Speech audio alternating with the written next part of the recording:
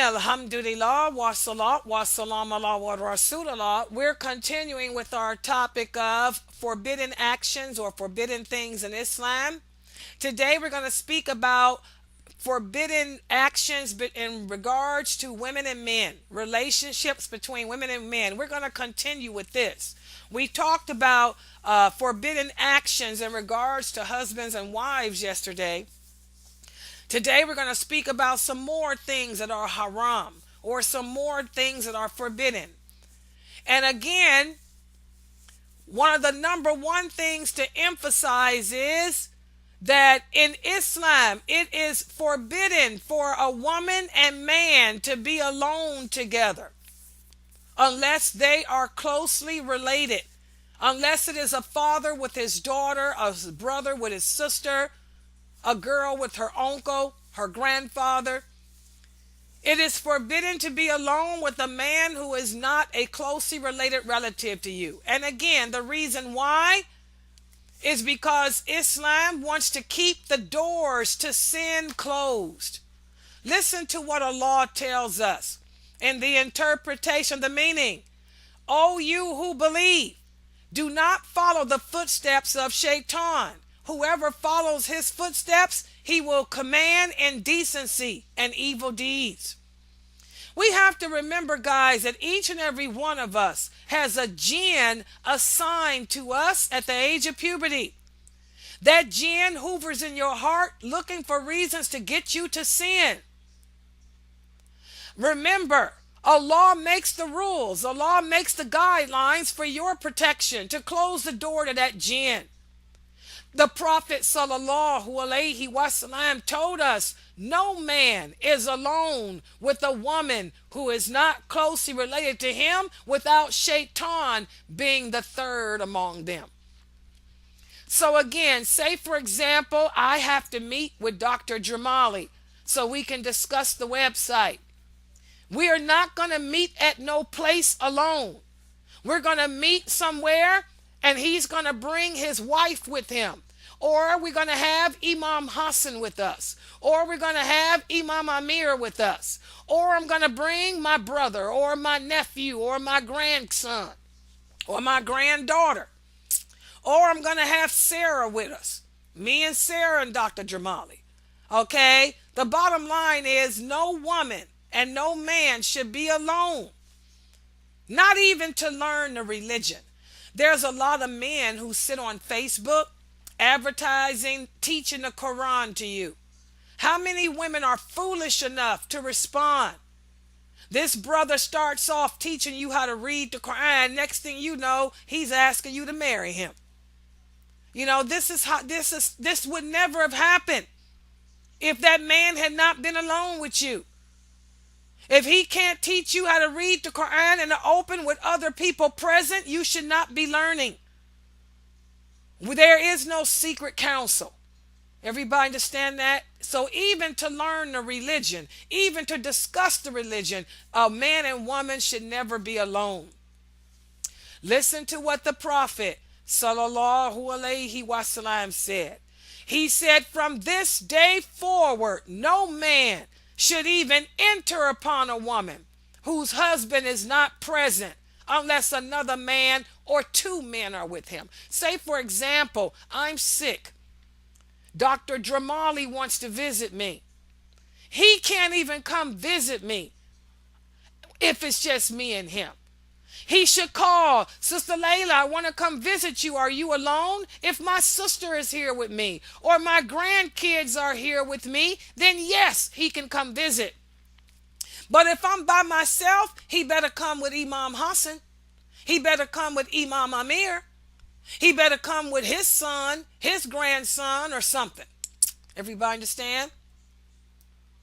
It is not permissible for a man to be in a house, a room, or even a car with a non-mahram woman. That includes your brother-in-law, your sister-in-law. I want you guys to understand the sister-in-law is not related to you. My brother-in-law cannot come visit me unless my sister is with him or someone else is here.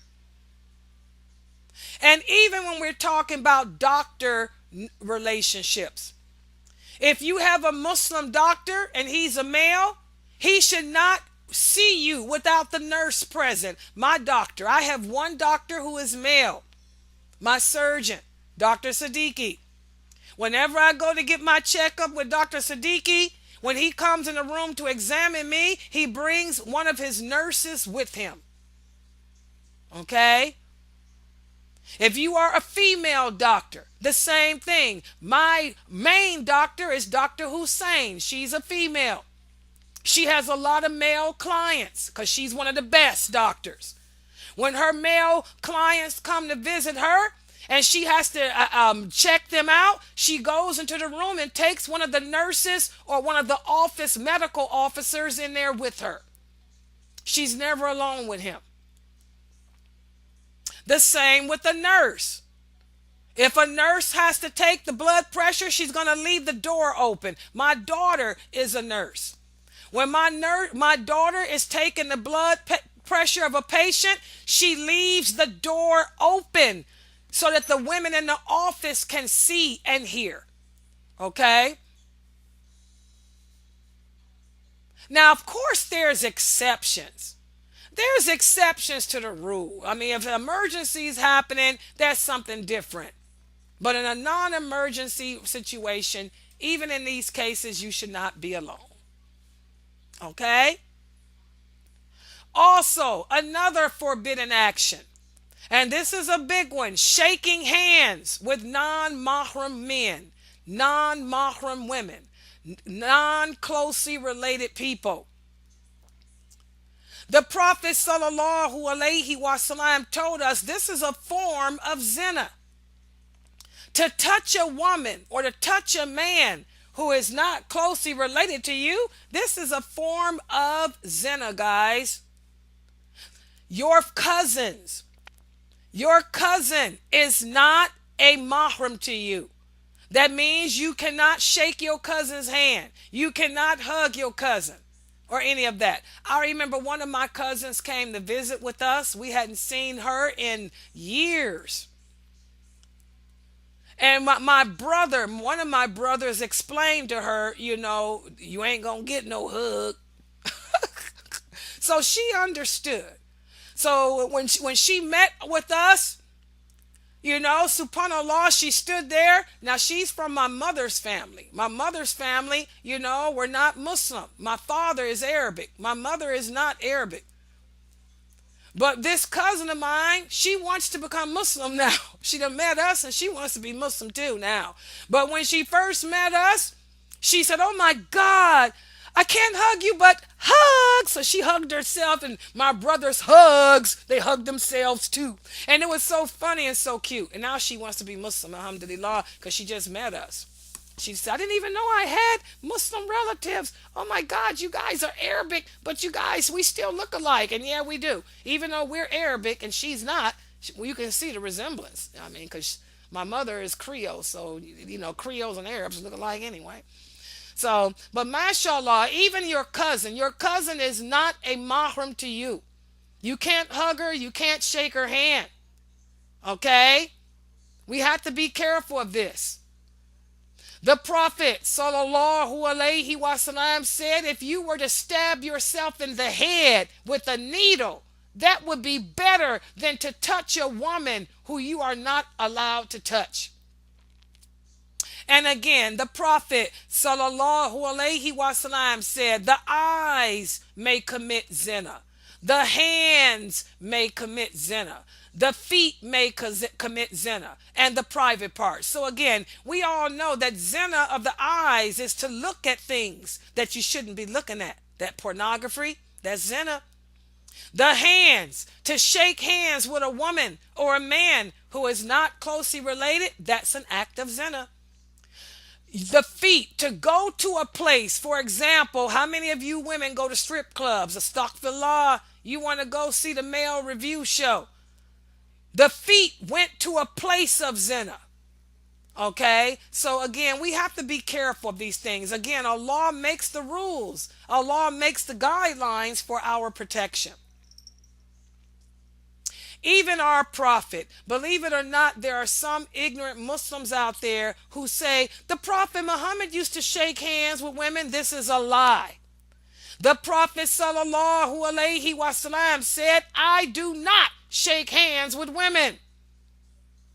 And his wife Aisha said, by Allah, the hand of the Prophet never touched a non-mahram woman. When he received their pledge of allegiance, he took it from them by word only. And what happened was, after many of the people were slandering, accusing the Prophet Muhammad of shaking hands with the women when they came to pledge their allegiance to him. And this is a lie. He never shook their hands. He would simply take their allegiance from their mouth, their word only. Okay? So stay away from shaking hands. If you going for a job interview and they want to shake hands, do like I do. Tell them, sorry, I'm a Muslim. I can't shake your hand, but it's so nice to meet you. In fact, that happened to me today. One of the supervisors I work with, this was his last day. He's got a new job. So he was shaking hands with everybody. When it was my turn, I said, sorry, I can't shake your hand, but good luck to you. Okay? He said, I understand. Just tell him. You'd be surprised. Also, another forbidden action. Another forbidden action. And this is something that's misconstrued. Perfume. It is not haram for women to wear perfume. The Prophet's wives wore perfume. What woman doesn't wear perfume? We'll be wearing perfume in paradise too. But again, there are some things out there that are lawful with conditions. And perfume is one. I can wear perfume as long as I'm not wearing it around men who are not closely related to me. Okay? The Prophet sallallahu alaihi wasallam said any woman who applies perfume and goes out around the people so they can smell her is an adulteress. He's talking about, say I put on perfume and I go out to my job and I work with men. The men can smell me. This is haram. But if I work with all women, that's different. I wear perfume all the time, guys. Because guess what? I work at night with a bunch of women. Every now and then a man works. And if I know a man's on a schedule, I ain't wearing no perfume. I don't wear perfume that much anyway, no more, because it's a waste. But if I knew a man is working, like the supervisor that just retired today, I wouldn't wear perfume to work. Okay? If I want to go visit my family, I wear perfume. I'm going to visit them in 2 weeks. I'll have perfume on. But guess what? I'm getting in my car and I'm driving to Cleveland. Ain't nobody going to smell me. Okay? I ain't gonna be around nobody but me and my car. And then when I get to Cleveland, I'm checking into my mother's house. That's it. I'll be with my brothers and my family. Okay? So perfume is not haram. It's just haram for women to wear it and go around men. And also it's haram to wear it and go to the mosque. Now this is a big problem on the day of the Eid. You go on the day of the Eid, look how many women come to the place to pray and they smell like perfume. This is haram. The Prophet sallallahu alaihi wasallam said any woman who wears perfume and goes to the masjid so that the perfume can be smelled, her prayers will not be accepted until she goes home and makes ghusl like she makes when after cleaning herself from her menses. So you sisters need to keep the perfume off of you when you're going to the mosque. Now, a lot of people ask about body wash. You know, they got perfume in soap powder. That stuff Allah is not going to hold you accountable for. They put scents in body wash. They put scents in body sprays. Tide has fragrance. That type of stuff, Allah is not going to hold us accountable for. He's talking about putting on perfume and going around men. He's not talking about the fact that seek your deodorant has a scent, your soap has a scent. Some things you can't avoid. Okay? And the scent is not strong enough for anybody to smell it on you anyway. But they can smell when you spray on your Chanel number 5. Okay? Also, another forbidden action. And this is another one that we women have deviated away from. This is traveling without a male relative. Traveling without a male relative.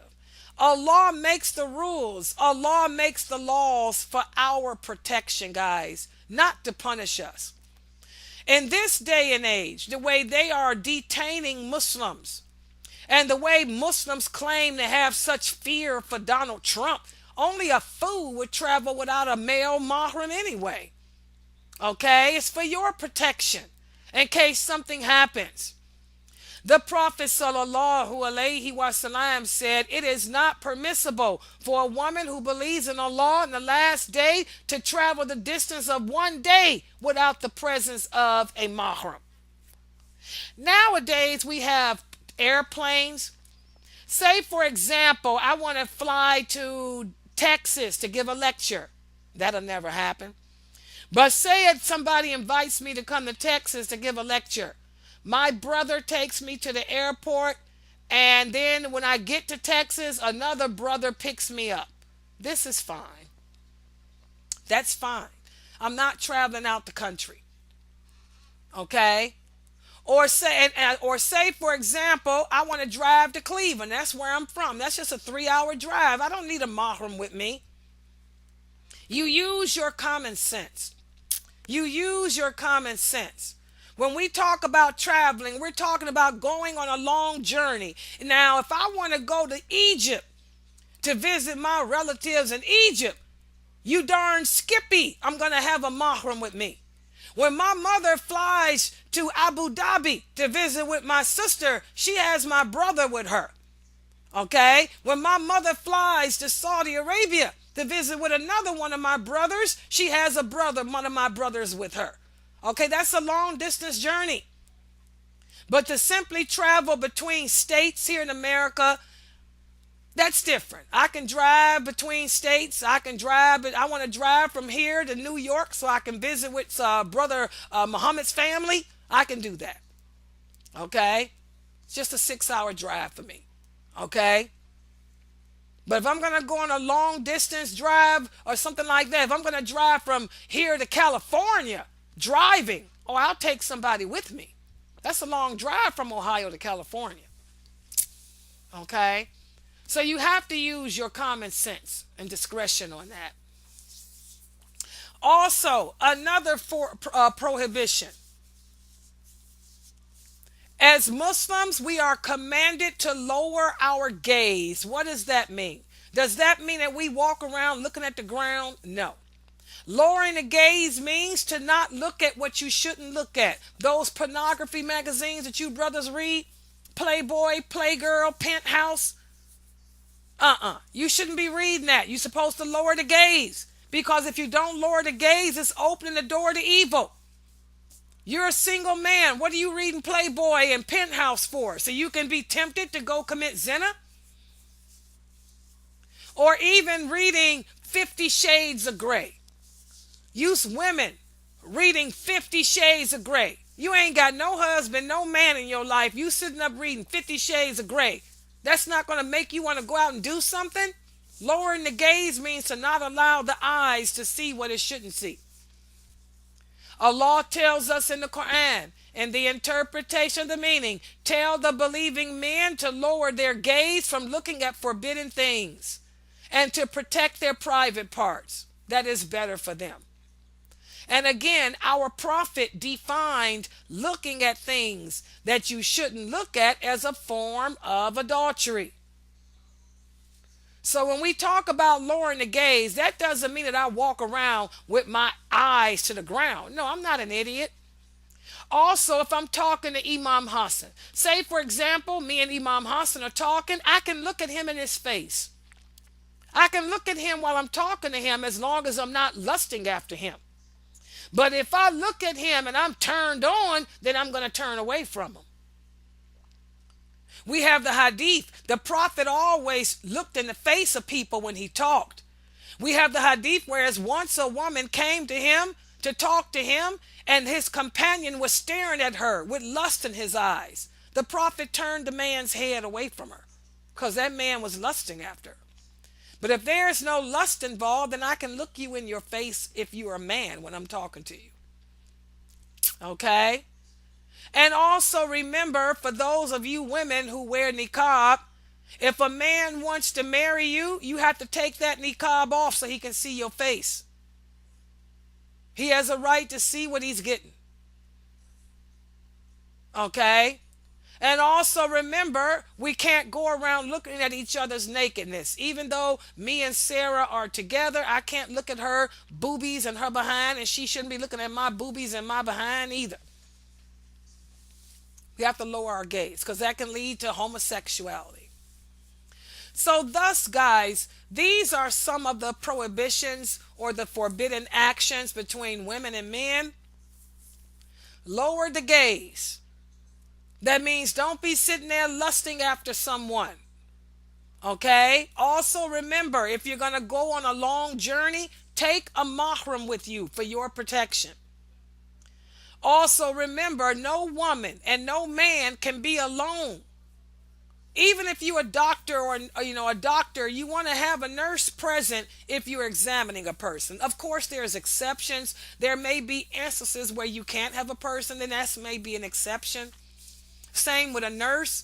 A nurse may have to go and take the vital signs of a patient, and that patient cannot be disturbed. That's okay. The man too sick, he can't do nothing to you anyway.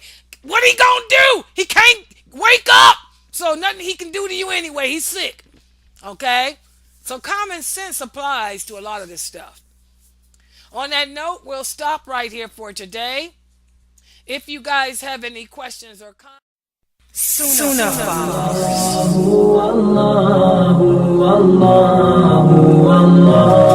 Protect yourself.